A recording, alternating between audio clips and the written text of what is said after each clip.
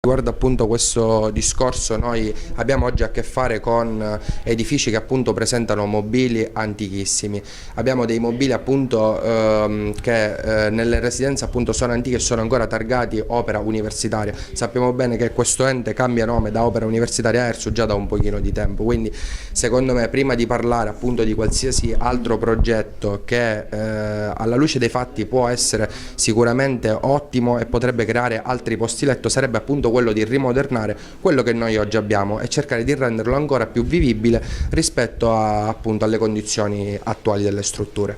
Oggi si parla anche di un altro problema che è quello del caro affitti. Ecco, quanto paga in media uno studente fuori sede oggi a Catania? Allora guardi, per quanto riguarda il problema del caro affitti, è vero, noi ci stiamo riferendo alle residenze universitarie, per quanto riguarda le residenze universitarie i laureandi che usufruiscono del servizio di foresteria pagano intorno ai 60 ai 100 euro al mese.